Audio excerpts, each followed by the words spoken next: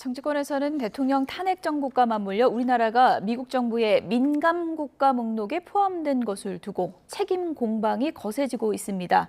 또 윤 대통령 탄핵 선고를 앞두고 서로 어떤 결론이 나오든 헌재 결정에 승복하라고 날을 세우고 있습니다. 취재기자 연결돼 있습니다. 나혜인 기자.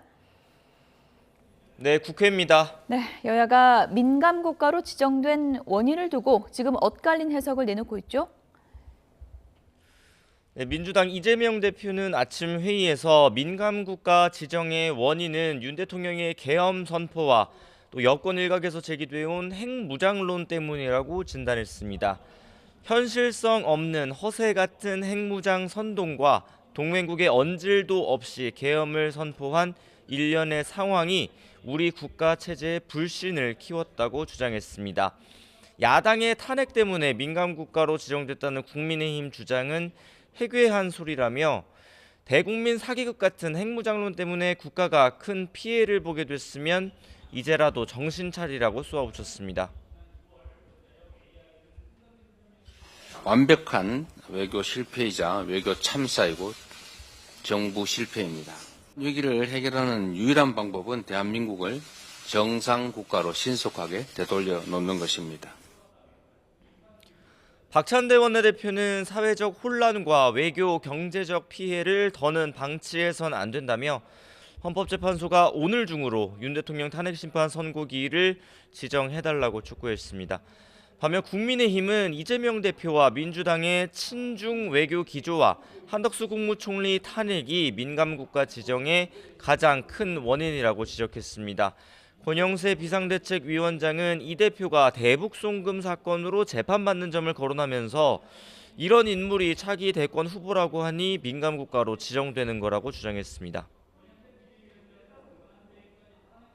이재명 대표가 정권을 잡으면 한미동맹이 금이 가면서 대한민국의 외교적 신뢰는 땅에 떨어지고 대한민국이 민감국가가 아니라 위험국가로 지정될 수도 있습니다.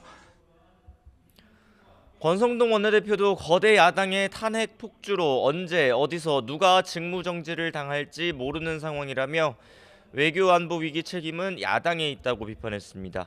민감국가 사태 해법은 헌재가 한덕수 총리 탄핵 사건을 하루빨리 기각시키는 거라고 목소리를 높였습니다.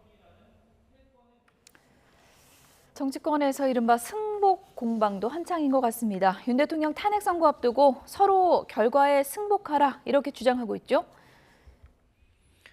네, 국민의힘은 특히 지난주 최재해 감사원장과 이창수 서울중앙지검장 등의 탄핵 사건이 기각된 점을 부각하고 있습니다.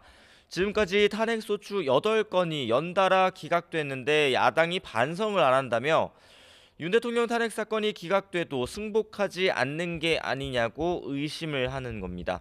권영세 비대위원장은 무리한 탄핵을 주도한 국회의원과 정당의 민형사 책임을 물을 수 있는 제도를 마련해야 한다고 주장했고, 권성동 원내대표는 이재명 대표가 헌재 선고 승복과 함께 본인 재판 결과 역시 겸허하게 수용할 것을 약속하라고 요구했습니다.